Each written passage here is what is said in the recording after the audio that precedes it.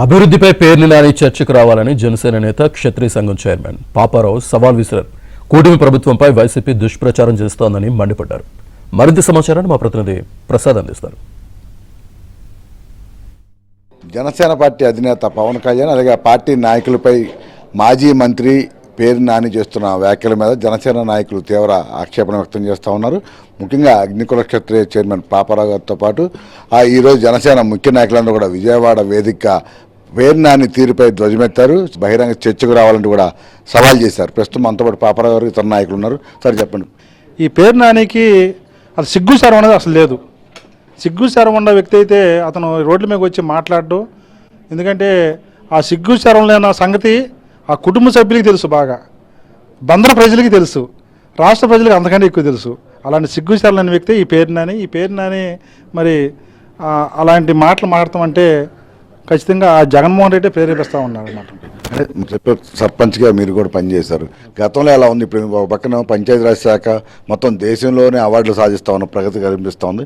గతంలో ఎలా ఇబ్బందులు పడ్డారు, ఇప్పుడు ఎట్లా ఉంది? గతంలో పారిశుధ్యం నిర్వహించడానికి కూడా నిధులు లేనటువంటి పరిస్థితి అనమాట. 14 ఆర్థిక సంఘం 15 ఆర్థిక సంఘం సంబంధించి నిధులను దొడ్డిదారిని మళ్లించి జగన్మోహన్ రెడ్డి తన వ్యక్తిగత అవసరాలు కానీ రాష్ట్ర అవసరాలు కానీ వాడినటువంటి పరిస్థితి.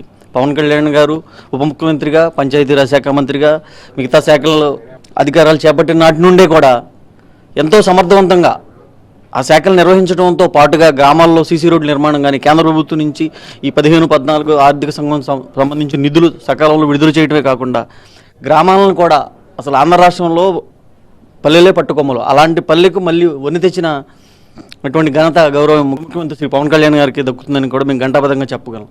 రాజకీయ వ్యభిచారి ఏదైతే జగన్మోహన్ రెడ్డికి ఒక పాలేరు కుక్కనన్నాడు, ఆ పాలేరు కుక్కలు మాట్లాడిన మాటలే అతను మాట్లాడుతున్నాడు.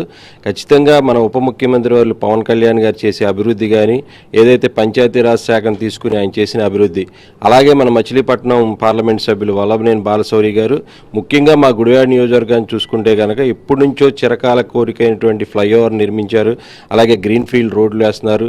బందర్ పోర్టు నీ వల్ల కాల, నువ్వు ఒక సన్నాసివి, బందర్లో ఉండి ఎప్పుడూ కూడా రాజకీయంగా పవన్ కళ్యాణ్ గారిని విమర్శించడానికి ముందుకు వస్తావు తప్పించి బందర్ అభివృద్ధి కానీ, కృష్ణా జిల్లా అభివృద్ధి కానీ, కృష్ణా జిల్లా అధ్యక్షుడిగా ఉన్నావు. ఒక్క నియోజకవర్గంలోనే అభివృద్ధి నువ్వు చేసి చూపించారా మీరు? నానితో వరప్రసాద్, ఏవినాంధ్రజ్యోతి, విజయవాడ నుంచి.